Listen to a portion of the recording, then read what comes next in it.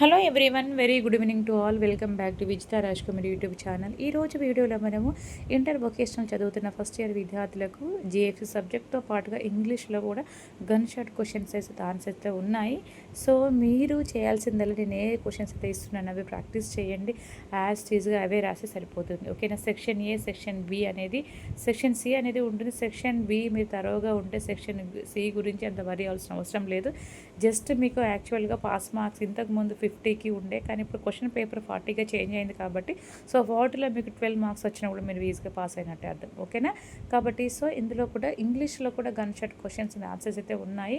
ఒకవేళ ఇది కూడా మీకు పీడిఎఫ్ రూపంలో కావాలంటే you can pay the ₹100 to my WhatsApp number 8096804342.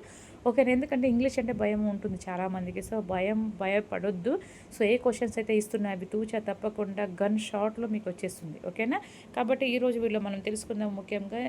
So this is the video for the all the inter vocational first years in the subject in the language of the English for the Telangana students. ఓకేనా. First ఇయర్స్కి వారికి మాత్రమే. మీరు చేయాల్సిన first instruction ఏంటిదంటే, first you have to identify the lesson.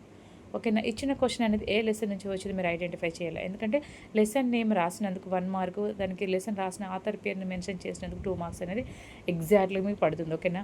మనం యాక్చువల్గా question attempt చేస్తే కంప్లీట్గా రాస్తే we will get the 4 marks. ఆ క్వశ్చన్ తెలుగు కాదు, జిఎఫ్సి కాదు, ఇంకా మిగతా వొకేషనల్ సబ్జెక్ట్స్ కాదు, ఇంగ్లీష్ ఇది. అవునా కదా. కానీ కొంతమంది వరి అవుతూ ఉంటారు, అయ్యో సెంటెన్స్ ఎలా ఫామ్ చేయాలి, చాలా కష్టంగా ఉంది కదా, మిస్టేక్స్ అని అంటూ ఉంటారు. మీరు టెన్షన్ పడాల్సిన అవసరం లేకుండా ఈజీ ట్రిక్ చెప్తానమ్మా. ఫస్ట్ మీరు క్వశ్చన్ మొత్తం చదవండి.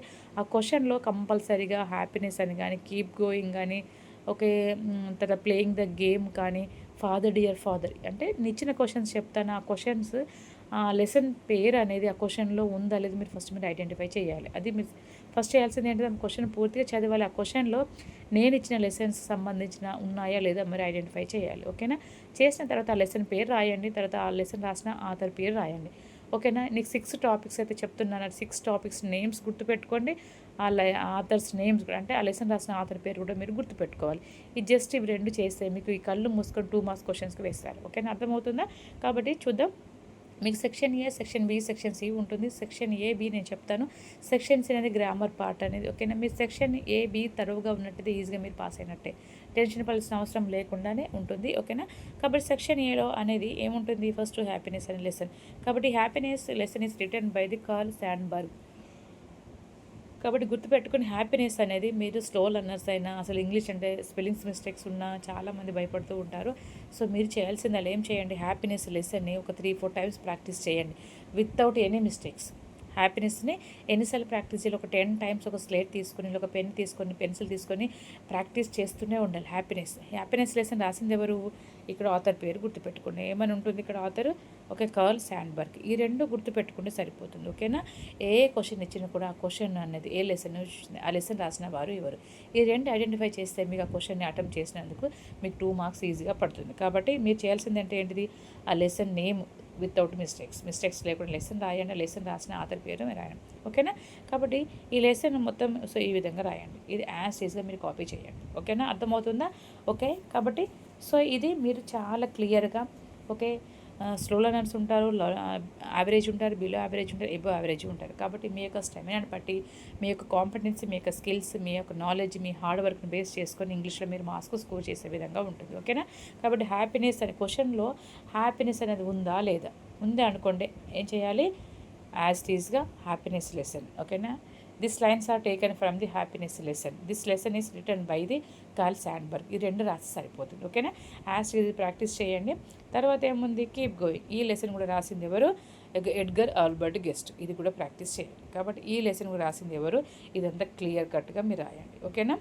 తర్వాత ఓకే, ఫాదర్ డియర్ ఫాదర్. ఈ ఫాదర్ డియర్ ఫాదర్ లెసన్ రాసింది ఎవరు, రాజ్ కింగర్. ఓకేనా. తర్వాత ఇది కూడా యాజ్ ఈజ్గా ఈ విధంగా మీరు ప్రాక్టీస్ చేస్తే సరిపోతుంది. ఓకేనా. అర్థమవుతుంది. ఫస్ట్ మన లెసన్ ఐడెంటిఫై చేయాలి. ఈ లెసన్ అనేది ఏ, అంటే ఈ క్వశ్చన్ అనేది ఏ లెసన్ నుంచి వచ్చిందని. ఓకేనా. The green champion Thimmakka. ఓకేనా. 4 అయిపోయాయి. కాబట్టి తిమ్మక్క లెసన్ రాసింది ఎవరు, అడాప్టెడ్ ఫ్రమ్ ది ఇంటర్నెట్ తీసుకున్నది ఇది. ఓకేనా. సో నెక్స్ట్ ఏంటిదమ్మా, తర్వాత ఓకే, అంటే ఇది తిమ్మక్క గురించి లెసన్ ఇదంతా కూడా. సో లెసన్ ఏ విధంగా ప్రాక్టీస్ చేయండి. Okay sir. Playing the game. ఈ ప్లేయింగ్ ద గేమ్ ఆర్థర్ మీ అనేది అతను రాశాడు. కాబట్టి సో ఈ యొక్క పేరాగ్రాఫ్ ఓకే, ఈ పారాగ్రాఫ్ యాజ్ ఈజ్గా ఇలా ప్రాక్టీస్ చేస్తే సరిపోతుంది. ఓకేనా, మీరు అలానే రాయాలి. ఓకేనా, నెక్స్ట్ ఏంటిది, ద షార్ట్ సైటెడ్ బ్రదర్స్. ఓకేనా, ఈ లెసన్. ఓకేనా, కాబట్టి సో యాజ్ ఈజ్గా ఇవి రాస్తే సరిపోతుంది. సెక్షన్ ఏ మీకు 2 ఇచ్చాను, ప్రోస్ నుంచి 2, పోయిట్ నుంచి 2, షార్ట్ స్టోరీస్ నుంచి 2, ఈ 6 ప్రాక్టీస్ చేయండి. సో ఎల్లుండి ఎగ్జామ్, డే ఆఫ్టర్ టుమారో అనుకుందాం ఎగ్జామ్. ఎప్పుడైనా మీరు ప్రాక్టీస్ చేయాల్సింది ఇంగ్లీష్. ఇవి అంటే తప్పకుండా వచ్చే ప్రశ్నలు అన్నట్టు, ఇందులో నో డౌట్ ఎట్ ఆల్. అర్థమవుతుందా, మీరు ఏవైతే చదివారో అదే రాసుకోవచ్చు. కాబట్టి ముందే చెప్పాను కాబట్టి సో మీరు ప్రాక్టీస్ చేయండి. ఓకే, నెక్స్ట్ మనం సెక్షన్ బి చూద్దాం. సెక్షన్ బిలో కాంప్రహెన్సివ్ ప్యాసేజెస్ ఉంటాయి కాబట్టి అందులో ఒక passage is playing the game. కాబట్టి సో ఇవన్నీ కూడా ఈ విధంగా పారాగ్రాఫ్ ఇస్తారు, ఆ పారాగ్రాఫ్ ఈ విధంగా చదవండి. ఓకేనా, ఈ పారాగ్రాఫ్ క్వశ్చన్స్ ఈ విధంగా ఉంటాయి. ఓకేనా, మీకు పారాగ్రాఫ్ ఇచ్చాను, క్వశ్చన్స్ ఇచ్చాను, ఆన్సర్స్ ఇచ్చాను. ఓకేనా, తర్వాత ఏం చేయాల్సింది ఏంటిది, second paragraph. Okay, second paragraph ఈ విధంగా ఉంటుంది, తర్వాత ఇది. ఓకేనా,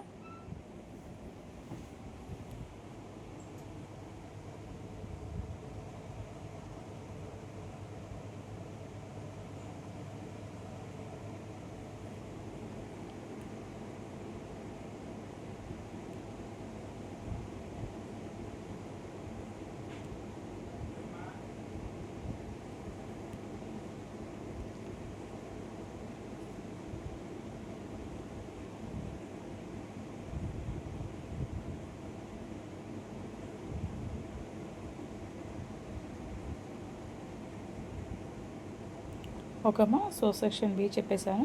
సెక్షన్ సిలో కొన్ని గ్రామర్ పార్ట్లు, అందులో ఆర్టికల్స్ సంబంధించింది కొన్ని. సో ఈ విధంగా ఈ లెసన్ నుంచి కూడా ప్రాక్టీస్ చేసుకొని కావాలంటే సో ఈ విధంగా క్వశ్చన్స్ ఇస్తారు, కింద ఆన్సర్స్ ఉన్నాయి చూడండి, ఇవి answers.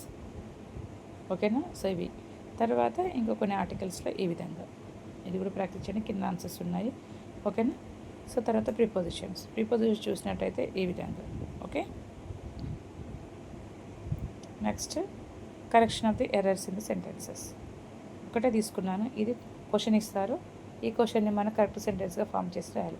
Athletics are an interesting sport అని ఇచ్చారు కాబట్టి అది రాంగ్. కాబట్టి athletics is an interesting sport. ఓకేనా, సో చూసారు కదా మీ రోజు మనము వీడియోలో ఇంటర్ వొకేషన్ చదువుతున్న ఫస్ట్ ఇయర్ విద్యార్థులకు ఇంగ్లీష్ లాంగ్వేజ్ నుంచి ఇంపార్టెంట్ క్వశ్చన్స్ అండ్ ఆన్సర్స్ ఏ విధంగా స్కోర్ చేయాలి, ఏ విధంగా పాస్ అవ్వాలి, అసలు ఏ క్వశ్చన్స్ వస్తాయి, gun shot questions and answers అనేది ఈరోజు క్లియర్గా మన వీడియోలో తెలుసుకున్నాం కదా.